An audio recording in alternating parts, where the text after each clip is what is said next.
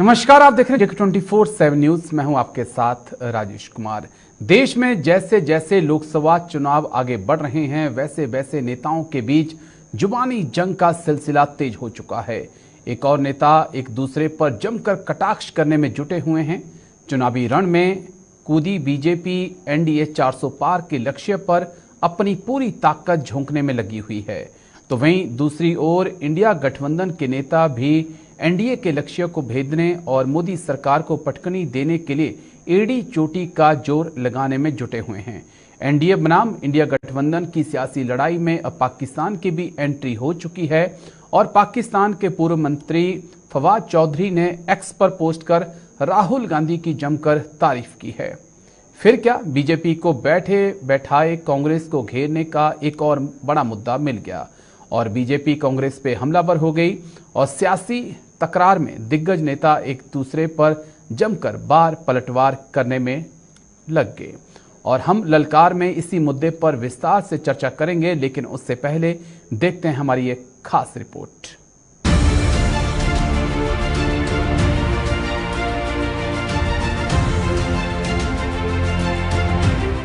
तो लोकसभा चुनाव को लेकर इन दिनों सियासी घमासान तेज है और अब लोकसभा चुनाव में नेताओं के बीच जुबानी जंग में पाकिस्तान की भी एंट्री हो गई है, जिसको लेकर तनाव बढ़ गया है और दिग्गज अपने अपने दांव खेलते हुए तरह तरह के एक दूसरे पर जमकर कटाक्ष करते हुए दिखाई दे रहे हैं।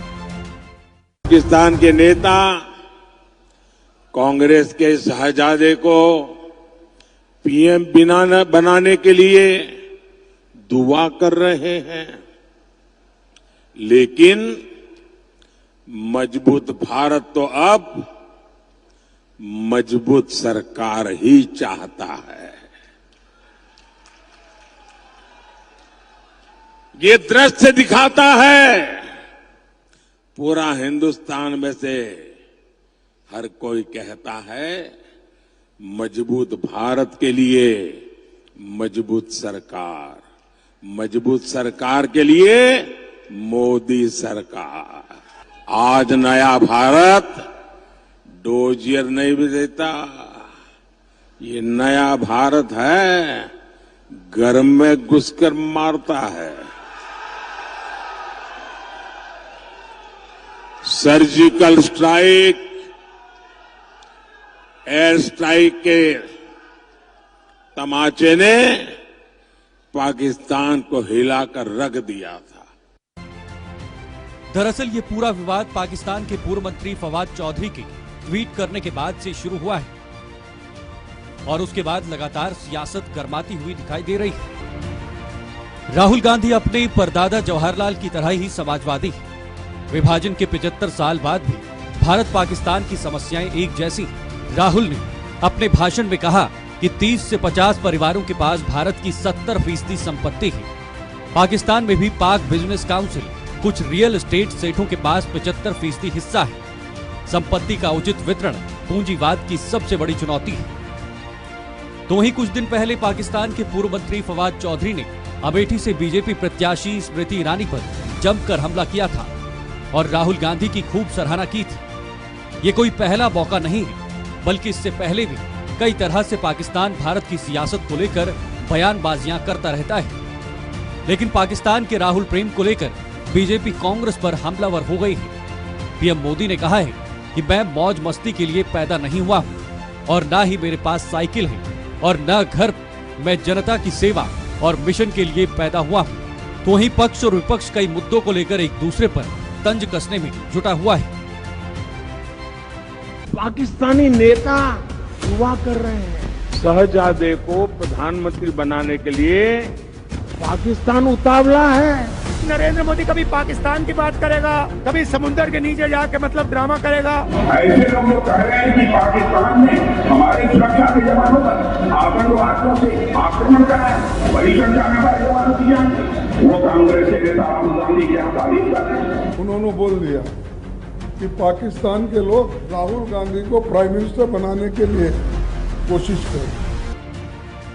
लोकसभा चुनाव को लेकर सभी राजनीतिक दल पूरी ताकत के साथ चुनावी रण में जुटे हुए हैं, जहां एक और प्रधानमंत्री नरेंद्र मोदी लगातार देश भर में चुनावी रैलियां कर इंडिया गठबंधन पर हमलावर होते हुए दिखाई दे रहे हैं। तो ही विपक्षी नेता भी कई मुद्दों को लेकर बीजेपी पर जमकर हमलावर कर रहे हैं। सभी दल एक दूसरे को घेरने और जनता को रिझाने के लिए पुरजोर कोशिश कर रहे हैं। लेकिन अब देखना होगा कि आखिर लोकसभा चुनाव 2024 में जनता का प्यार किसे मिलता है और 2024 में किसकी सरकार बनती है, ये तो 4 जून की तारीख ही तय करेगी। Bureau report.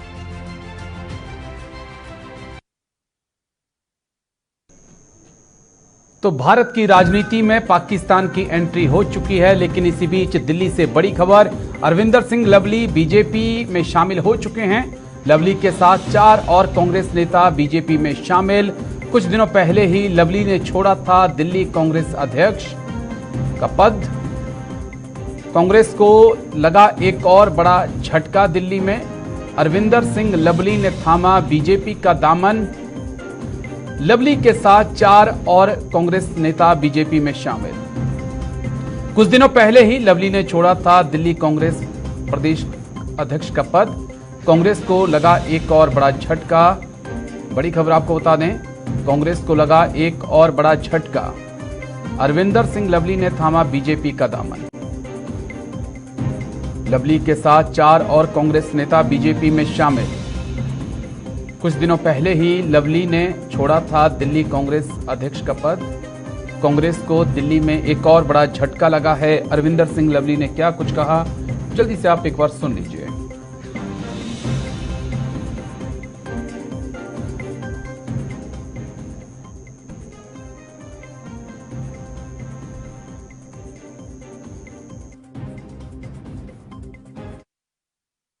मैंने जो है प्रदेश कांग्रेस कमेटी के अध्यक्ष पद से इस्तीफा दिया था। उस इस्तीफे के बाद तमाम अपने साथियों से मैं मिला था। हजारों कांग्रेस कार्यकर्ता जो हम सब लोगों के साथ दिल्ली की 70 विधानसभाओं में जुड़े हुए हैं, उन तमाम लोगों ने कहा कि आपको घर नहीं बैठना है। मैंने ईमानदारी से फैसला सोचा था कि इस्तीफा देने के बाद घर बैठूंगा। उन तमाम लोगों ने कहा कि आपको घर नहीं बैठना है, दिल्ली और देश की लड़ाई को लड़ने के लिए एक ऐसी सशक्त पार्टी में जाना है और उसमें दिल्ली के लोगों की लड़ाई जो है आपको लड़नी है। तो इसलिए हम तमाम साथियों ने, और हम केवल आज हम ये 5 साथी नहीं है, एक लंबा काफिला है जिन्होंने ये तय किया है। आने वाले समय में आप देखोगे कि नरेंद्र मोदी जी, नड्डा जी, अमित शाह जी का धन्यवाद करते हुए हम निश्चित रूप से दिल्ली के लोगों की लड़ाई भारतीय जनता पार्टी में रह के मजबूती के साथ जो है हम लोग लड़ेंगे। आज प्रश्न ये है, मुझे बहुत सारे मेरे साथियों ने कहा कि आप पहले भी कुछ समय के लिए आए थे फिर चले गए। मैंने कहा कि 18 वर्ष की आयु में मैंने कांग्रेस पार्टी ज्वाइन की थी। ठीक बात है कि बीच में कुछ समय के लिए मैं आया था और कुछ माह में वापस चला गया था, इसलिए तो कांग्रेस को झटके पर झटके लग रहे हैं। लोकसभा चुनाव का माहौल गर्म है, तीसरे चरण के मतदान होना भी बाकी हैं, लेकिन अभी से ही कांग्रेस के कई नेता जो हैं बीच जंग के मैदान में ही हाथ खड़े करके बीजेपी की तरफ भाग रहे हैं। दूसरी तरफ पाकिस्तान भी भारत की राजनीति में बहुत ज्यादा इंटरेस्ट लेने लगा है, इसको भी समझने की कोशिश करेंगे। 3 खास मेहमान आज हमारे साथ हैं। डॉक्टर आशीष हांडा, नेता बीजेपी हैं, बहुत बहुत शुक्रिया आपका हमें ज्वाइन करने के लिए। भूदेव शर्मा, प्रवक्ता कांग्रेस हैं, आपका भी बहुत बहुत शुक्रिया भूदेव जी। राकेश कुमार हैं, पॉलिटिकल एक्सपर्ट हैं, बहुत बहुत शुक्रिया राकेश जी, बड़े दिनों बाद आज आपको देखा है अपने साथ, शुक्रिया इसका। भूदेव शर्मा जी, चर्चा की शुरुआत आपके साथ ही करूंगा। कैसे आप देखेंगे, अरविंदर सिंह लवली हो, नवीन जिंदल हो, अशोक चौहान हो, एक लंबी फहरिस्त है। जिस वक्त आपको आपके कार्यकर्ता चाहिए, आपको आपके नेताओं का साथ चाहिए उस जंग को लड़ने के लिए, जो सियासी जंग है, उस वक्त आपके सिपहसालारी आपका साथ छोड़कर जा रहे हैं।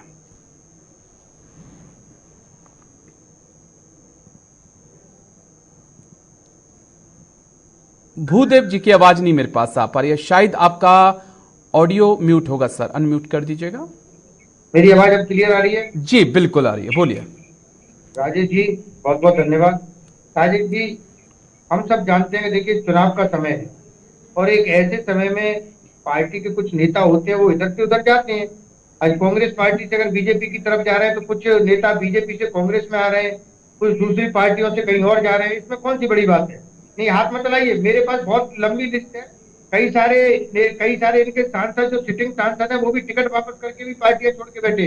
अरे राजस्थान में चाहे राजस्थान हो, हरियाणा हो, मध्य प्रदेश हो, ऐसे तमाम नेता हैं इनके सिटिंग सांसद जो क्या है छोड़ के कांग्रेस पार्टी ज्वाइन की। राहुल विश्वा जी ने राजस्थान में, उसमें कौन सी बड़ी बात हो गई? लेकिन आज सिर्फ बात यही है कि मुद्दा केवल कांग्रेस पार्टी का बनाया जाता है। अच्छी बात है, जो जिसपे भरोसा होता है, जो जवाब। भूदेव शर्मा देखिए, बात मुद्दे की नहीं है। भूदेव शर्मा, जानना बहुत जरूरी है, अरविंदर सिंह लवली दिल्ली की प्रदेश अध्यक्ष थे, वो सब कुछ संभाल रहे थे। इंदौर की बात करें, वहां पे चुनाव लड़ने तक आपके प्रत्याशी पहुंच जाते हैं, वहीं से वो कहते हैं कि नहीं मैं बीजेपी में जा रहा हूं, तो वो क्या वाकई में आपके लिए चिंताजनक नहीं है? आज पुरी से भी ऐसी खबर आई, आपकी प्रत्याशी ने हाथ खड़े कर दिए कि नहीं हम चुनाव नहीं लड़ सकते, मैं टिकट वापस कर रही हूं। राजेश जी बिल्कुल चिंताजनक है। इंदौर की अगर घटना को देखेंगे कि किस तरह से एक दिन पहले उस प्रत्याशी को जो क्या धमका करके उन पे कोई पूर्व केस भूल करके और उनको पार्टी में लिया गया। तो ये लोकतंत्र के लिए चिंताजनक है कि आज किस तरह से विपक्ष के नेताओं को सरकारी संस्थाओं को दुरुपयोग करके, डरा के, धमका करके भारतीय जनता पार्टी में शामिल किया जा रहा है। ये किसी से छुपा तो नहीं है राजेश जी। अब अगर इसके लिए फिर भी सवाल खड़े हो रहे हैं तो मुझे लगता है कि ये तो सभी को सोचने वाली बात है कि इससे लोकतंत्र बचेगा। लेकिन क्या आपकी पार्टी को संभालने की जिम्मेदारी बीजेपी के पास है? भूदेव शर्मा, क्या आपको अपने नेताओं को संभालना नहीं होगा? ये आपकी जिम्मेदारी नहीं है? अगर वो बिखर रहे हैं, टूट कर उधर जा रहे हैं, तो कौन संभालेगा उनको? भूदेव शर्मा। राजेश जी जनता संभालेगी। अच्छा, जनता इस तरह से एक चुनाव से एक दिन पहले जो क्या है किसी प्रत्याशी पर कोई पुराना केस भूल करके उसे डराया जाए तो निश्चित तौर पर मुझे लगता है कि जो डरता है वो जा सकता है। डॉक्टर आशीष चांडा, मैं आपके पास भी आऊंगा। हाँ, मैं आपके पास आऊंगा। बीजेपी से कई नेता कांग्रेस। ठीक है भूदेव शर्मा जी, एक और मिनट। हरियाणा में, झारखंड में, राजस्थान में राहुल विश्वा जो अरविंदर सिंह लवली ने ऐसा क्या किया था? मैं भूदेव शर्मा जी, अरविंदर सिंह लवली ने क्यों आप कांग्रेस को छोड़ा? मुझे थोड़ा सा ये पिक्चर तस्वीर साफ कर दीजिए, क्योंकि आप तो प्रवक्ता हैं, आपको अंदर की बात पता होगी। बिल्कुल राजेश जी, देखिए लवली जी, हमारे नेता राहुल गांधी जी कहते हैं जो डरता है वो जा सकता है। आज ऐसे समय में पूरी बात, या तो मुझसे सवाल पूछिए तो उसका जवाब देने दो। हर बार बीच में बोलने से मेरा सवाल पूरा नहीं हो पाएगा राजेश जी। मैंने तो बोला ही नहीं, बता रहा हूँ भाई। देखो भूदेव शर्मा जी, मैंने एक भी अल्फाज नहीं बोला, ना मैं ऐसा काम करता हूं। आप कुछ अलग पत्रकार के शो में आज बैठे हैं, मैं किसी के बीच में इंटरफेयर नहीं करता, ना मैं किसी को करने देता हूं। आपको बकायदा टाइम मिल रहा है, अगर मैंने किसी और को बोलने का मौका दिया हो तो आप मुझे बता सकते हैं। ठीक है राजेश जी, मैं आपके सवाल का जवाब दे रहा हूं। देखो, मैंने पहले भी कहा कि आज जिस तरह से लोकतंत्र को खत्म करने का काम किया जा रहा है, विपक्ष के नेताओं को सरकारी संस्थाओं का दुरुपयोग करके डराया धमकाया जा रहा है, वो अब मुझे नहीं लगता कि देश की जनता से छुपा हुआ है। जब जब इस देश में लोकतंत्र को खतरा महसूस हुआ है, इस देश की जनता ने, इस देश के युवाओं ने, किसानों ने बढ़ चढ़ करके भाग लिया है। जो अवसरवादी हों, जो डरते हों, वो बीजेपी में जा सकते हैं, उसमें कोई बड़ी बात नहीं है। लेकिन इस देश की जनता आज इस देश के लोकतंत्र के साथ खड़ी है, जिसका जवाब 4 जून को देखने को मिलेगा। ठीक है, चलिए 4 जून का इंतजार करेंगे। लेकिन बीजेपी, राजेश जी मेरी पूरी बात होने दीजिए, जल्दी कर लीजिए, और भी है मेरे पास, और भी है मेरे पास। नहीं, वो इसलिए देखने को मिलेगा कि ये अब किसी से नहीं छुपा कि पहले और दूसरे चरण के मतदान के बाद आज भारतीय जनता पार्टी के नेताओं की और हमारे माननीय प्रधानमंत्री मोदी जी की जो भाषा है उसको देख करके उनके चेहरे के। ठीक है, मुझे लगता है अभी इतना काफी टाइम है भूदेव जी, मैं फिर आऊंगा आपके पास, वक्त है मेरे पास, लंबा वक्त है मेरे पास, मैं फिर आऊंगा आपके पास। राकेश जी, आप मुझे सुन पा रहे हैं? सुन पा रहे हैं सर? चलिए थोड़ा सा समय मुझे और दीजिए, क्योंकि मुझे लगता है कि पहले बीजेपी के पास मैं जरा चलता हूं। डॉक्टर आशीष हांडा जी, आपको मेरी आवाज आ रही है? बिल्कुल, बहुत अच्छे से मुझे आपकी आवाज आ रही है। डॉक्टर आशीष हांडा, कांग्रेस को आप खत्म करने चले थे, आप कांग्रेस मुक्त भारत चाहते थे, लेकिन कांग्रेस युक्त बीजेपी ज्यादा दिखाई पड़ रही है। कांग्रेस से कोई बीजेपी में आता है, 24 घंटे में आप उसे टिकट दे देते हैं। बड़ा अहम सवाल मैं पूछ रहा हूं आपसे, उन लोगों ने जिन्होंने बीजेपी को सींचा, जिन्होंने बीजेपी को खड़ा किया, 2 से लेकर 303 सीटों तक पहुंचाया, लेकिन कांग्रेस से आया एक प्रत्याशी टिकट ले जाता है, लेकिन उनका क्या दोष है जिन्होंने बीजेपी को खड़ा किया है? आप तो कांग्रेस युक्त होते जा रहे हैं। राजेश जी, आपको, मेरे आदरणीय को पैनलिस्ट को और आपके चैनल के सभी प्यारे प्यारे दर्शकों को भारतीय जनता पार्टी की तरफ से मेरा यानी डॉक्टर आशीष का प्यार भरा नमस्कार। राजेश जी, पहली बात तो मैं आपको यह बता दूं कि कुछ लोगों को लगता है कि मोदी जी दलों को जीतते हैं या हैक करते हैं, तो मैं आज क्लैरिटी दे दूं कि मोदी जी दलों को हैक नहीं करते, मोदी जी दिलों को हैक करते हैं। इसलिए जिस की अंतरात्मा जाग जाती है, जिस को समझ में आ जाता है कि हमें रोम की संस्कृति में नहीं राम की संस्कृति में आगे बढ़ना है, वो भारतीय जनता पार्टी का दामन थाम लेता है और मोदी जी के नेतृत्व में एक नए भारत को बनाने की तरफ प्रयत्नशील होने में, अपना योगदान देने में जुट जाता है। पहली बात।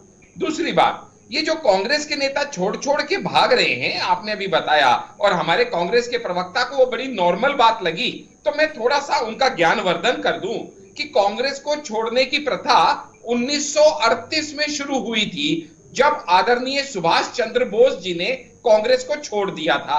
इसके बाद इनके ही और हम सबके पूजनीय हमारे बापू गांधी जी ने क्या कहा था?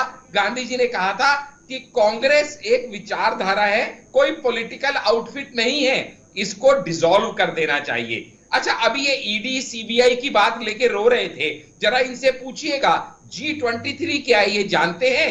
G23 ऐसे 23 एमपी हैं कांग्रेस के ही उच्च लेवल के एमपी, जिसमें गुलाम नबी आजाद, कपिल सिब्बल, मनीष तिवारी, संदीप दीक्षित, अनंत शर्मा, शशि थरूर, ये ऐसे नेता हैं जिन्होंने G23 बनाया, जो कि कांग्रेस के शीर्ष नेतृत्व से परेशान थे। तब कौन सा ईडी सीबीआई का रोना था? कुछ नहीं था। अच्छा, कांग्रेस अपने आप में इकलौती ऐसी पार्टी है राजेश जी, जिसके 9 सिटिंग चीफ मिनिस्टर कांग्रेस को छोड़ के भागे हैं। ऐसा उदाहरण आपको इंडियन पॉलिटिक्स में पूरे विश्व में नहीं मिलेगा। 9 सिटिंग चीफ छोड़ के भागे और उनमें से कईयों को आपने सीएम बना दिया। ये भी तो इंटरेस्टिंग नहीं है कि नहीं? सुनिए मेरी बात, मैं आपको सवाल पूछ रहा हूं साथ में कि क्या आपके पास ऐसे फेस नहीं है, आपके पास ऐसे कार्यकर्ता लीडर नहीं है जिन्हें आप सीएम बना सकें, जिन्हें चुनावी मैदान में उतार सकें? क्या आपको कांग्रेस से, एनसीपी से और दूसरी पार्टियों से इंपोर्ट करने पड़ रहे हैं? देखिएगा, इसके 2 पहलू जी। पहली बात तो ये, मैंने आपको कहा कि 9 सिटिंग सीएम इनके छोड़ के भागे, तो क्या ये सत्य है या क्या ये मिथ्या है? तो इनकी याददाश्त में ताजा करा दूं कि अशोक चौहान महाराष्ट्र से, कैप्टन अमरिंदर सिंह पंजाब से, विजय बहुगुणा उत्तराखंड से, एमएस कृष्णा कर्नाटका से, एन किरण रेड्डी आंध्र प्रदेश से, दिगंबर कामत गोवा से, एनडी तिवारी उत्तराखंड से, जगदंबिका पाल उत्तर प्रदेश से और प्रेरणा खांडू अरुणाचल प्रदेश से 9 सिटिंग सीएम। और दूसरा बात का जो आपका सवाल का जवाब है, मेरे पास ऐसे 32-33 और नेताओं की लिस्ट है, जो मैं गिनाने लगा तो ये पानी हो जाएंगे। ठीक है, मैं अभी आपको सवाल का जवाब देता हूं, जल्दी से दे दीजिए। क्या है कि देखिएगा, ये जो राजनीति है ना, इसमें साम दाम दंड भेद चारों चीज चलती है। इसमें सिर्फ अपनी लाइन बड़ी नहीं करनी होती, सामने वाले की लाइन भी छोटी करनी होती है। चाहे अगर कांग्रेस की विचारधारा बीजेपी में आ जाए, आपको कोई मैटर नहीं रखता। आप ये कहना चाह रहे हैं कि हम कांग्रेस मुक्त चले, कांग्रेस मुक्त भारत करने चले थे, कांग्रेस युक्त बीजेपी हो जाए, कोई फर्क नहीं पड़ता है, ये कह रहे हैं आप? सुनिए, मैं बता रहा हूं, मैं क्लैरिटी दे रहा हूं इसकी आपके दर्शकों को। कांग्रेस बुरी हो सकती है, कांग्रेस का नेता बुरा हो सकता है, हम दोनों में डिफरेंशिएशन करनी है। ठीक है, लेकिन बीजेपी में आकर वो अच्छा हो जाता है। चलिए ठीक है, मैं राकेश जी आपके पास आ रहा हूं। सर मैं आता हूं आपके पास, और भी वक्त है तो ही वो बीजेपी में आता है। अगर वो बीजेपी में आने के बाद भी कांग्रेस की नीतियों पे चलेगा, उसको कोई नहीं पूछेगा। देखिएगा ना अपने नेताओं को। चलिए मैं आता हूं, डॉक्टर आशीष अंडा, फिर आऊंगा। समय है मेरे पास, समय है, लंबा समय है, बड़े इंटरेस्टिंग अच्छे से हम बातचीत करेंगे। राकेश जी मैं आपके पास आ रहा हूं। राकेश जी, अंतरात्मा जाग जाती है, आशीष हांडा जी कह रहे हैं, और ये जो पलायन हो रहा है कांग्रेस का लगातार बीजेपी की तरफ, इसे आप किस प्रकार से देखते हैं? देखिए राजेश जी, सच्चाई तो ये है कि राजनीति के अंदर अंतरात्मा जागने का कोई मतलब ही नहीं है जी। जैसे कि पुराने टाइम में कहावत हुआ करती थी कि एक ही किनारे पर शेर और बकरी पानी नहीं पिया करते, लेकिन आज के समय में राजनीति के अंदर एक ही किनारे पर शेर और बकरी एक साथ पानी पी लिया करते हैं। आप देखें जिस तरीके से बीजेपी लगातार एक बहुत बड़ा एक नैरेटिव सेट हुआ कांग्रेस पार्टी के खिलाफ 10 साल पहले कि ये भ्रष्टाचार नेताओं की पार्टी है, और आप देखें कि बहुत सारे ऐसे नेता जिन पे भ्रष्टाचार के आरोप थे वो लगातार बीजेपी को ज्वाइन कर कोई सांसद, कोई विधायक या कोई मंत्री पद पर है। तो कहीं ना कहीं ये चिंतन मनन और सोचने का विषय है कि जिन नेताओं पर पहले आरोप लगाए गए तो उनको ज्वाइन क्यों कराया गया। बिल्कुल सर। जैसा कि आज ही की बात करें तो दिल्ली से अरविंदर सिंह लवली दोबारा से बीजेपी में चले गए। ये 1 साल पहले भी बीजेपी में गए थे और दोबारा बीजेपी से कांग्रेस के दामन को इन्होंने पकड़ लिया। तो कहीं ना कहीं या तो लवली जी ने जो कांग्रेस पार्टी से शर्तें रखी होंगी उन शर्तों को कांग्रेस पार्टी पूरा करने में असमर्थ रही, इसकी वजह से या तो उन्होंने बीजेपी का दामन को पकड़ा या उनकी जो ब्लैकमेलिंग थी वो पूरी नहीं हो पा रही होगी। तो अरविंदर सिंह लवली ने अपने सभी साथियों या अपने गुट के साथ कहीं ना कहीं बीजेपी को ज्वाइन कर लिया जी। और राजेश जी, बहुत महत्वपूर्ण बात यह है कि पॉलिटिक्स के अंदर कोई भी पॉलिटिकल पार्टी हो उसका मेन एजेंडा, मेन उद्देश्य होता है किसी भी तरीके से चुनाव को जीतना।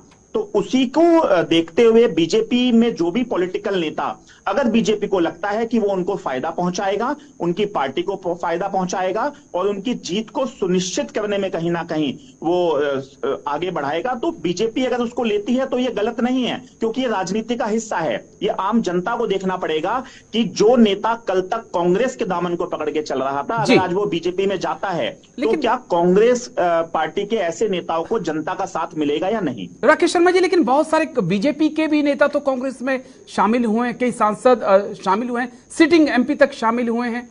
तो क्या विचारधारा कोई मायने नहीं रखती है? ये वो वक्त आ गया कि कोई विचारधारा नहीं है, आपके लिए कुर्सी मायने रखती है।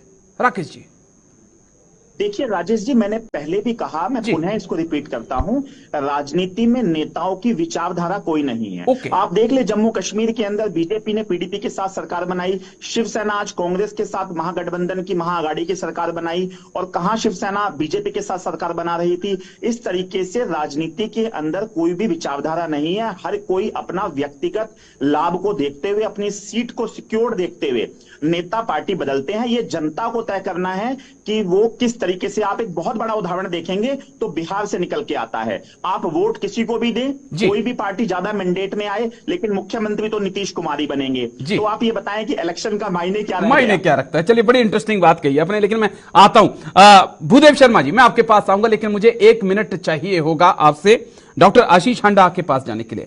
डॉक्टर आशीष हांडा, नवीन जिंदल, अशोक चौहान, अजीत पवार, हेमंत बिस्वा शर्मा, नारायण राणे, लगभग 24 से 25 ऐसे नेता जिनके ऊपर आपने करप्शन के आरोप लगाए, किसी और ने नहीं लगाए, ये आपके ही द्वारा लगाए गए, और जैसे ही वो बीजेपी में शामिल हुए पाक साफ हो गए। कोई डिप्टी सीएम बन गया, कोई मुख्यमंत्री बन गया। मैं आपसे डिफर करता हूं यहां पे सर जी। वो हमने इल्जाम लगाए, ये अर्ध सत्य आपने सही कहा। वो बीजेपी में शामिल हुए, ये भी सत्य आपने कहा। अच्छा। लेकिन बीजेपी में शामिल होने के बाद वो पाक साफ हो गए, ये सत्य नहीं है। इनमें से किसी के ऊपर भी ईडी हो, सीबीआई हो, मतलब ये दाग अच्छे हैं, ये कहना चाह रहे हैं? चल रहे हैं। नहीं, अजीत पवार को तो क्लीन चिट मिल गई है सर, और हेमंत बिस्वा शर्मा को आपने सीएम बना दिया है। इससे बड़ी और क्या चीज होगी सर? क्या चाहिए? Ajit Pawar deputy CM. जी, आप एक बात समझिएगा। जी बताइए। वो दोषी साबित हो गए? जवाब है नहीं। उनके ऊपर इल्जाम है, जिसके लिए अभी तहकीकात, इन्वेस्टिगेशन और सारी इन्वेस्टिगेटिव एजेंसीज का काम चल रहा है। अगर वो दोषी साबित हो, उसके बावजूद मैं पलट के क्या अरविंद केजरीवाल और झारखंड के सीएम क्या दोषी साबित हो गए हैं? बिल्कुल, बहुत बढ़िया सवाल किया बताइएगा। मैं आपका फैन हो गया राजेश जी। एक्चुअली क्या है, यहाँ पे दो अलग अलग बातें अब हम देखेंगे। ठीक है। पहली बात, अरविंद केजरीवाल वो व्यक्ति हैं जो नैतिकता की दुकान खोलने के लिए भारतीय राजनीति के अंदर आए थे। ये वो व्यक्ति हैं जिन्होंने ये नारा दिया था कि अगर किसी के ऊपर इल्जाम लगे तो पहले उसको देना चाहिए रेजिग्नेशन, बाद में होनी चाहिए उसकी इन्वेस्टिगेशन। ये उनका नारा था। इसलिए हमने ये कहा कि आप और किसी की बात माने ना माने, कम से कम अपने मापदंड पे तो पूरे उतरे जो आप ही ने कहे थे। पहली बात। दूसरी बात, उनकी रेजिग्नेशन इसलिए भी मांगी जा रही है क्योंकि वो एडमिनिस्ट्रेटिवली पॉसिबल ही नहीं है कि जेल के अंदर से रहते हुए दिल्ली की सरकार चलाई जा सके, जिसको एलजी साहब ने भी अप्रूव कर दिया है अपने बातों के अंदर, और हाई कोर्ट ने भी ये कहा है कि ये पॉसिबल ही नहीं है कि दिल्ली सरकार जेल के अंदर से चलाई जा सके, क्योंकि ना तो उनके पास फाइल भेजने का कोई तरीका है, ऐसा तो नहीं। मैं देखिए, मैं और भी मेहमान है, मैं कहीं ऐसा तो नहीं कि आपके साथ आ जाए तो ईडी कार्रवाई को स्लो कर देती है। आपके ऊपर तो यह भी आरोप लग रहे हैं कि बीजेपी के साथ चले जाओ, और आम आदमी पार्टी ने भी आरोप लगाए कि बीजेपी के पास चले जाओ, ईडी आपको क्लीन चिट दे देगी, साफ रास्ता दे देगी कि आप साफ हैं। डॉक्टर दीपक जी देखिए, ऐसा है, राजेश, आरोप प्रत्यारोप, ठीक है ना, ये सब तो राजनीति का खेल है। चलिए मैं आता हूं क्योंकि दो मेहमान मेरे पास और हैं। भूदेव शर्मा फिर मुझे कह देंगे कि आप मुझे वक्त नहीं दे रहे हैं। मैं आता हूं आपके पास। भूदेव शर्मा जी, अब मैं वापस अपने मुद्दे पर आ रहा हूं जिसको लेकर हमने बातचीत आप सभी मेहमानों को बुलाया था कि पाकिस्तान की बहुत दिलचस्पी राहुल गांधी में हो रही है। वो चाह रहे हैं कि प्रधानमंत्री राहुल गांधी को बनना चाहिए। पाकिस्तान से ऐसी आवाजें उठ रही हैं, प्रधानमंत्री तो सीधे तौर पे आरोप लगा रहे हैं। इतना पाकिस्तान का प्यार आपको क्यों जरूरी पड़ गया? बिल्कुल बिल्कुल राजेश जी, मैं आपके सवाल का जवाब दूंगा। उससे पहले मैं हांडा जी से एक बात बोलना चाहता हूँ जी, कि जो व्हाट्सएप से जो ज्ञान लेके आते हैं, थोड़ा बहुत मैं कहता हूँ कि पेपर, अखबार और जो मिनिस्ट्री की साइट है उनको भी छोड़िए। मेरे ज्ञान डॉक्टर आशीष हांडा, डॉक्टर आशीष हांडा, मैं आपको समय दूंगा। अरे अभी आपने क्या कहा कि इनके ज्ञान के लिए भूदेव शर्मा, आप मुझे ज्ञान दे रहे थे। देखिए भूदेव शर्मा, आप मुझे ज्ञान दे रहे थे। अरे बीच में क्यों बोल रहे ठीक है। डॉक्टर आशीष हांडा, सुनो, मुझे ज्ञान दे रहे थे कि नहीं? अभी डॉक्टर आशीष हांडा, भूदेव शर्मा, आप क्या कह रहे थे उस समय कि मैं इनको ज्ञान दे देता हूं, आप मुझे ज्ञान दोगे? अरे अपने लिए बात का मतलब क्या है? पढ़ के आते हो, आपको खुद को ज्ञान नहीं है, आपको खुद को ज्ञान नहीं है। सुबह सुबह व्हाट्सएप का पढ़ के आते हो और हमें ज्ञान दोगे? हमें ज्ञान दोगे क्या? अरे व्हाट्सएप यूनिवर्सिटी से पढ़ के हमें ज्ञान दोगे क्या? राजेश जी ने आपसे कोई सवाल पूछे, किसी एक सवाल का जवाब दिया कैसे है? जाके अच्छा चलिए, दोनों मेरी बात सुनिए। डॉक्टर आशीष हांडा और भूदेव शर्मा जी, दोनों की आवाज कम कर दीजिए, दोनों की आवाज कम कर दीजिएगा। अब दोनों की आवाज कम है, आपको नहीं सुन रहा, कोई नहीं सुन पा रहा है आपको। अब मेरी बात सुन लेंगे आप। देखिए, मैं यहां पे खिचड़ी बनाने के लिए नहीं बैठता हूं। अगर आप आपस में दोनों बात करेंगे, मेरे जो दर्शक आपको देख पा रहे हैं उन तक कोई बात नहीं पहुंचेगी। मेरी बात ध्यान से सुन लीजिए। डॉक्टर आशीष हांडा जी, मैंने आपको समय दिया बकायदा, आप पॉइंट नोट करके रख लीजिए। मैं फिर आपको समय दूंगा और भूदेव शर्मा जी जो कहेंगे उसका जवाब दीजिएगा, ठीक है? आदत है उनके बीच में बोलने की। करेंगे तो मैं टोकूंगा। अरे भाई, बीच में उन्होंने आपको नहीं टोका, उन्होंने आपको नहीं टोका, उन्होंने नहीं टोका। डॉक्टर आशीष हांडा, नहीं सर, नहीं। अब जवाब दीजिए भूदेव शर्मा जी। पाकिस्तान को आपकी बहुत याद आ रही है राहुल गांधी की? पहले इनको शांत कीजिए राजेश जी। जी बोलिए। बीच में बोलने की इनकी आदत है। वो चुप है, वो आपको सुन रहे हैं, आप अपनी बात रखिए। राजेश जी, हम ये जानना चाहते हैं, देखिए मैंने स्टार्टिंग में भी आपसे कहा था कि जैसे जैसे चुनाव आगे बढ़ेगा और इनको लगेगा कि जनता ने इनका बहिष्कार कर दिया, ये हिंदू मुस्लिम, राम मंदिर, पाकिस्तान, सेना के नाम पर इस पर वोट मांगना शुरू कर देंगे। जब बताइए कि जिन्ना की मजार पर फूल चढ़ाने कौन गया था? पाकिस्तान में बिना बताए बिरयानी खाने कौन जाता है? आतंकवादियों को जो क्या है लाहौर तक छोड़ने कौन जाता है? किसकी सरकार में जाते हैं? तब इनको पाकिस्तान प्रेम दिखाई नहीं देता। अरे पाकिस्तान का कोई मंत्री कोई अपने ट्विटर से ट्वीट करे, अमेरिका का करे, अफगानिस्तान का करे, इंग्लैंड का करे, इससे हमें क्या मतलब? ये उनकी अपनी स्वतंत्रता है, हमारे देश का है क्या? अब इससे पाकिस्तान इनको सिर्फ और सिर्फ देश के जो मेन मुद्दे हैं, आज बेरोजगारी क्यों है, किसानों की आय दुगनी क्यों नहीं हुई, महिलाओं के साथ अत्याचार क्यों हो रहा है, आज देश का युवा बेरोजगार क्यों घूम रहा है, ऐसे तमाम मुद्दे हैं। कैसे बलात्कारियों को शरण देने का काम ये लोग कर रहे हैं, कैसे आतंकवाद गुंडों को शरण देने का काम कर रहे हैं, इन मुद्दों से भटकाने का काम ये करेंगे। पिछले 10 साल में इन्होंने क्या किया इसको ये नहीं बता पाएंगे। केवल इनके प्रवक्ता आएंगे, व्हाट्सएप यूनिवर्सिटी से ज्ञान लेके आएंगे। आपने इतने सवाल इनसे पूछे, एक सवाल का जवाब नहीं दिया। अजीत पवार को क्लीन चिट क्यों मिल गई? क्यों कांग्रेस से आए हुए इनकी पार्टी में कोई नेता नहीं है जो कांग्रेस से आए हुए नेता मुख्यमंत्री भाई जी मैं तो आपसे भी पूछ रहा हूँ कि क्यों जो नवीन जिंदल है, आपके इतने अशोक चौहान है, सब आपको छोड़ के जा रहे हैं, अरविंदर लवली आपको छोड़ के चले जा रहे हैं। आप कहते हैं कि डरो मत, लेकिन डरकर प्रधानमंत्री मोदी कह रहे हैं कि कुछ लोग वायनाड से डरकर रायबरेली पहुंच जा रहे हैं, वो अमेठी नहीं जा रहे हैं डर के मारे। अरे राजेश जी अभी मैं खबर पढ़ रहा था, गृह मंत्री जी के संसदीय क्षेत्र में 19 प्रत्याशियों को डरा धमका करके उनके नामांकन को वापस लिपाया गया है, और मोदी जी जो क्या गुजरात छोड़ के बनारस पहुंच गए। ये क्या डर था क्या? फिर बताइए कि तुम डर के यहाँ आए थे क्या? गुजरात की जनता ने आपको यहाँ भगा दिया था क्या? अरे एक देश में एक ऐसा नेता भी है जो दक्षिण भारत से लेकर उत्तर भारत तक कहीं भी खड़ा हो जाए जीत के दिखा रहे हैं। आप जब जीतेंगे अमेठी भी जीतेंगे, रायबरेली भी जीतेंगे, वायनाड भी जीतेंगे। आप आइए ना, मुझे 4 जून का इंतजार कीजिए जी। अरे बौखलाहट पूरे तौर पर बोल रही है। भूदेव शर्मा एक आखिरी जवाब करना नहीं चाहते, केवल और केवल भड़काऊ भाषण देंगे, देश के लोगों को आपस में लड़ाने का काम करेंगे, हिंदू मुस्लिम की बात करेंगे। चलिए डॉक्टर राकेश मैं आपके पास आ रहा हूं, राकेश कुमार जी मैं आपके पास आ रहा हूं। जो चीज मुझे समझनी है, भारत एक मजबूत परिपक्व लोकतंत्र हो चुका है, हम पाकिस्तान से बहुत आगे जा चुके हैं, हम कहें तो चंद्रमा पे पहुंच चुके हैं, मंगल ग्रह पे पहुंच चुके हैं, लेकिन हमारे नेताओं को जब भी चुनाव आता है पाकिस्तान की बड़ी याद आती है। क्या वजूद उस जिन्होंने ट्वीट किया है, क्या है उनका? ना तो वो इस वक्त सत्ता में है, ना कोई लेना देना है, लेकिन क्यों जरूरी पाकिस्तान की एंट्री क्यों? राजेश जी, देश में चुनाव चल रहा है जी, और चुनाव के अंदर कोई भी पॉलिटिकल पार्टी हो, चाहे सत्ता की हो या विपक्ष की हो, उनको उन मुद्दों को चाहिए होता है जिससे कि किसी भी राजनीतिक पार्टी को लाभ पहुंचे जी। मेरा अपना व्यक्तिगत मानना यह है कि अगर हमारे देश के किसी भी नेता के बारे में, चाहे वो किसी भी पार्टी से संबंध रखता हो, अगर किसी भी देश में बात हो रही है और वो हमसे छोटा है, वो हमसे काफी निम्न स्तर पर है, तो हमें चर्चा भी नहीं करना चाहिए। हमें ये देखना चाहिए कि हमारे देश के नेताओं की बात यूएस में क्या हो रही है, यूके में क्या हो रही है, यूरोप में क्या हो रही है, जिन देशों ने एक मुकाम हासिल किया हुआ है। मैं समझता हूं कि हम अपनी डिबेट में या अपने देश की राजनीति के अंदर अगर हम पाकिस्तान के नेताओं के द्वारा दिए गए बयान के ऊपर अगर कोई चर्चा करते हैं तो वो शायद कहीं ना कहीं दुर्भाग्यपूर्ण है। और दूसरा ये कि अगर किसी भी पॉलिटिकल नेता ने या पाकिस्तान के किसी नेता ने इस तरह का वक्तव्य रखा तो मैं समझता हूं उसको हमें बिल्कुल भी वेटेज नहीं देना चाहिए, क्योंकि वो हमसे बहुत पीछे हैं। कहीं ना कहीं हम उन नेताओं का या उस भाषण का जिक्र कर कर हम उन्हें इंपॉर्टेंस देके कहीं ना कहीं उनका वेटेज को बढ़ाया जा रहा है। लेकिन उससे भी महत्वपूर्ण बात यह है जी कि कांग्रेस पार्टी को भी ये चाहिए कि वो उस तरह की बात करें। चुनाव चल रहा है, जिन मुद्दों पर चुनाव होना चाहिए।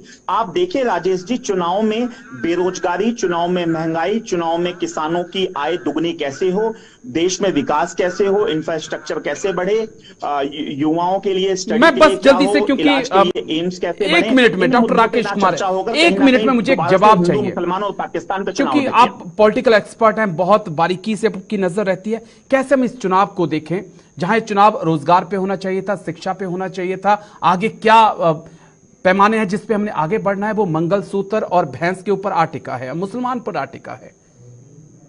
देखिए राजेश जी, मैंने हमेशा हर डिबेट में यही कहा है कि जो चुनाव है ये लोकसभा का चुनाव है, ये देश का बहुत महत्वपूर्ण चुनाव है। चुनाव होना चाहिए महंगाई पर, भ्रष्टाचार पर, गरीबी कैसे हटे, किसानों की आय कैसे दुगनी हो। चुनाव मंगलसूत्र पे नहीं होना चाहिए, चुनाव किसी भी हिंदू मुस्लिम या किसी और समुदाय पे नहीं होना चाहिए, चुनाव किसी भी धर्म पंथ या क्षेत्र पर नहीं होना चाहिए, चुनाव विकास पर होना चाहिए। हम देखें हमारा युवा आज पढ़ के कितना आगे जा रहा है। ठीक है राकेश जी, मैं माफी चाहूंगा, दरअसल मुझे दिल्ली लेके जाना है, दिल्ली लेके चल रहे हैं हम। राहुल गांधी युवाओं से बातचीत कर रहे हैं, वो कुछ तस्वीरें हम जल्दी से दर्शकों को दिखा देते हैं, उसके बाद फिर हम वापस लौटते हैं, चर्चा को आगे बढ़ाते हैं। 2 क्वेश्चन है, लेकिन पहला भाई ने पूछ लिया। मैं भी डेल लगी हुआ से हूँ, जो कि पेंडिंग यार में भर्ती से कैंसिल हो गया, और वो तो पूछ लिया, एमसार में मैं पा गया मैं।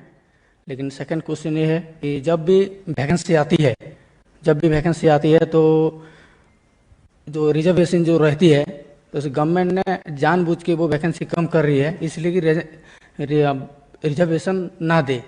तो इस बारे में मैं आपके कुछ जानना चाहता हूँ सर, जब आपकी सरकार आएगी तो इस बारे में आप काम करें या नहीं, ये मैं पूछना चाहता हूँ। तो शुरुआत में मैंने कहा कि जो 90% आबादी वाले लोग हैं, दलित, आदिवासी, पिछड़े लोग, उनको यही नहीं मालूम कि इनकी आबादी कितनी है। और अगर आप उनसे पूछो कि भाई आपके लोग मीडिया में कितने हैं, कॉर्पोरेट इंडिया में कितने हैं, अलग अलग कंपनियों में कितने हैं, उनको मालूम ही नहीं। तो आपको अपनी भागीदारी के बारे में मालूम ही नहीं कि हिंदुस्तान का धन जो है उसका कितना भाग आपके हाथ में, आपको मालूम नहीं। अगर मैं आपसे पूछूं कि ओबीसी वर्ग के पास हिंदुस्तान का कितना धन है, आप बता सकते हो? नहीं सर, नहीं बता सकते सर। ये मैं आपने बोल दिया कि भैया तकरीबन 50% आबादी है, मगर भागीदारी कितनी है कोई नहीं बता सकता। तो हम जाति जनगणना करने जा रहे हैं। जाति जनगणना मतलब इनको पता लग जाएगा कि ओबीसी वर्ग के प्रेस में इतने लोग हैं, कॉर्पोरेट इंडिया में इतने लोग हैं, जुडिशरी में इतने हैं, आर्मी में इतने हैं, हमारी भागीदारी कितनी है वो भी पता लग जाएगा, और हमारे लोग कहां बैठे हैं, कितने बैठे, वो भी पता लग जाएगा। मतलब दूध का दूध, पानी का पानी हो जाएगा। आजकल क्या हो रहा है, आजकल आपको आपका बेवकूफ बनाया जा रहा है। आपको बड़ी बड़ी लंबी बातें बोली जाती हैं, मगर जो मेन इशू है, हिंदुस्तान का धन कितना है, कहां है, किसके हाथ में है, यह मेन सवाल है। जब आप अग्निवीर की बात कर रहे हो, आप यही तो कह रहे हो ना, जितना हमें धन पहले मिलना चाहिए था वो उतना नहीं मिल रहा। वही तो कह रहे हो ना, वही कह रहे हो कि भाई पेंशन नहीं मिल रही, कैंटीन नहीं मिल रही, शहीद का दर्जा नहीं मिल रही। आप अंत में बात पैसे की होती है। जब आप रिजर्वेशन की बात कर रहे हो, आप पैसे की बात कर रहे हो। भैया देखो, उसको नौकरी मिल गई, हमें नौकरी नहीं मिली, उसे पैसा मिल रहा है, हमें पैसा नहीं मिल रहा। तो जाति जनगणना से पूरे देश को पता लग जाएगा कि हिंदुस्तान का धन कहां है, किसके हाथ में है, पिछड़ों के हाथ में कितना, दलितों के हाथ में कितना, गरीब जनरल कास्ट के हाथ में कितना, महिलाओं के हाथ में कितना, पूरा साफ हो जाएगा सबके सामने। उसके बाद न्यू पॉलिटिक्स शुरू होगी। उसके बाद ये स्टेज पे ऐसे कभी नहीं खड़े होंगे। अभी ये कह रहे हैं भैया मुझे नहीं मालूम, कब कहेंगे भैया मेरे 50% लोग हैं, मेरे 2% धन है, मुझे 50% धन चाहिए। सीधी सी बात होगी। तो ये हमारी सोच है। जाति जनगणना पहला कदम है, और ये सिर्फ जाति जनगणना नहीं होगा, ये इकोनॉमिक सर्वे होगा। मतलब हिंदुस्तान में धन जो है वो किसके हाथ में है, और हर संस्था का सर्वे होगा। देखिए मैं आपको सीधा बता देता हूं, 90 अफसर हैं दिल्ली सरकार को चलाते हैं। 6 रुपए 10 पैसे 100 रुपए में से ओबीसी, दलित, आदिवासी निर्णय ले रहे हैं। क्यों? इनको कोने में कैसे बैठा रखा है, बताइए कैसे? इनमें कोई कमी तो नहीं है ना, आप में कोई कमी तो नहीं है ना? कोई कमी नहीं है। तो अगर कमी नहीं है तो ये आगे क्यों नहीं बढ़ रहे हैं? हाँ, ताकत पता नहीं है। और एक और, ACR, एनुअल कॉन्फिडेंशियल रिपोर्ट, जिससे इनकी हत्या होती है। ACR जानते हो क्या होता है? ये देखो, ऐसे पॉलिटिकल लोग हो आप। बाबरिया जी, ACR क्या होता है? कॉन्फिडेंशियल रिपोर्ट होता है। जैसे मैं राहुल जी के साथ काम करता हूं, 1 साल के बाद राहुल जी देखते हैं कि बाबरिया जी क्या काम कर रहे हैं, मगर वो उसमें कोई बड़ी एक ऑब्जेक्टिव की वजह कोई लाइकिंग डिसलाइकिंग से मेरे खत्म कर दिया कि तो बराबर नहीं है, तो ये जो उसका ICR होता है मेरा खत्म हो गया, तो मेरा आगे बढ़ने का रास्ता बंद हो जाता है। तो जहां तक आपकी सिस्टम का सवाल है, ऑफिसर्स होते हैं, अन्य अपर कास्ट से होते हैं, क्या होते हैं, तो वो लोग आपका रिपोर्ट खत्म कर देते हैं, तो आपको प्रमोशंस भी नहीं मिलता है और आपको सही जगह भी नहीं मिलती है। तो राहुल गांधी को आप सुन रहे थे, जहां पर युवाओं के साथ वो बातचीत कर रहे थे। यहां पर एक बार फिर से रिजर्वेशन का मुद्दा आया है। और डॉक्टर आशीष हंडा, आप फवाद चौधरी की बात कर रहे थे। फवाद चौधरी ने भी यही कहा कि मैं आऊंगा, आप ही के पास आ रहा हूं, आप उंगली नीचे कर लीजिए, आप ही के पास आ रहा हूं मैं। डॉक्टर आशीष हंडा, जब फवाद चौधरी का ट्वीट हम पढ़ते हैं तो वो भी ये कहते हैं कि भारत और पाकिस्तान की समस्या यही है कि 30 से 50 लोगों के पास दोनों देशों की संपत्ति, यानी कि भारत में भी और पाकिस्तान में भी 70% संपत्ति पर देश के 30 से 50 लोगों का कब्जा है और बाकी की आबादी के पास सिर्फ 30% प्रॉपर्टी है। तो क्या यह जायज नहीं है? क्या इसका मूल्यांकन नहीं होना चाहिए? आप पाकिस्तान तो लेके जा नहीं, सुनिए, आप पाकिस्तान लेके जा रहे हैं लेकिन इस पॉइंट को आप छू नहीं रहे हैं। आपको फवाद चौधरी दिख रहा है लेकिन आपको यह नहीं दिख रहा कि 30 से 50 लोगों के पास 70% प्रॉपर्टी है। दीपक जी, सबसे पहले तो मैं अपने राजनीतिक विश्लेषक जी की बात से सहमत हूं कि पाकिस्तान के किसी मंत्री ने कोई वक्तव्य दिया, उसको हम अपनी डिबेट में डिस्कस करें। वो शायद पाकिस्तान का लेवल नहीं है और हम लोगों के लिए भी समय की बर्बादी से ज्यादा कुछ नहीं है। लेकिन इसके बावजूद भी देश का सर्वोच्च नेता माननीय प्रधानमंत्री जी अगर स्टेज से खड़े होकर कोई टिप्पणी करते हैं तो वो निराधार और निरर्थक नहीं होती। मेरा काम भाजपा का यहाँ पे प्रतिनिधित्व करते हुए ये समझाना आपके दर्शकों को जरूरी है कि वो प्रधानमंत्री जी ने ऐसा क्यों किया। प्रधानमंत्री जी ने शहजादे का नाम इसलिए उठाया कि पाकिस्तान चाहता है कि शहजादे को भारत का प्रधानमंत्री बनाया जाए, क्योंकि शहजादे का पाकिस्तान प्रेम और पाकिस्तान के जितने अधिकारी और नेता हैं उनका शहजादा प्रेम उजागर है, क्योंकि दोनों की मानसिकता, दोनों की सोच, दोनों की कार्यप्रणाली में हमें एक सिंक्रोनाइजेशन दिखाई देती है जो आपके माध्यम से भारत की जनता और दर्शकों को जानना जरूरी है। दोनों का आज तक ये समझ नहीं आया कि ये रिश्ता क्या कहलाता है। क्यों? मुझे थोड़ा समय दीजिए। नहीं, मेरे पास समय बहुत कम है, मेरे पास सिर्फ 3 मिनट बचे हैं। ठीक है, मैं अपनी 1 मिनट दे रहा हूं आपको।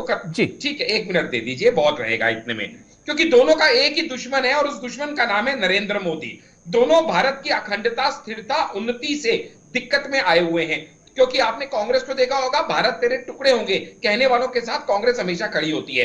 दोनों ही हिंदू और सनातन विरोधी वक्तव्य देते हैं और कर्म करते हैं। भगवा आतंकवाद किसने कहा? दोनों आतंकवाद का साथ देते हैं। बाटला हाउस पे कौन रोया? ठीक है, मैं जल्दी से 30 सेकंड और आपको दे रहा हूं, मुझे 30 सेकंड आपको और दे रहा हूं। लाहौर कौन गया था सर? नवाज शरीफ को किसने हिंदुस्तान बुलाया था? पठानकोट में ISI को किसने बुलाया? जिन्ना की कब्र पे फूल किसने चढ़ाए? जल्दी से जवाब दीजिए इसका। जी 30 सेकंड। बिल्कुल, ये सारा कुछ भाजपा के नेताओं ने किया। क्यों किया? क्योंकि हम सामने वाले को मौका देना चाहते हैं कि अगर तुझे सुधरना है तो हम तुझे एक मौका दे रहे हैं, लेकिन अगर तू नहीं सुधरेगा तो वो हम ही हैं जो कहते हैं कि अगर उधर से एक गोली चले तो इधर से गोली चलाते हुए गिनना मत। चलिए भूदेव शर्मा, आखिरी 1 मिनट। वो तो सुधरने का मौका देना चाहते थे, लेकिन अब उन्होंने ट्रिगर पे ऐसे उंगली दबा रखी है कि पाकिस्तान से एक गोली आई और यहां से 1000 गोलियां जाएंगी।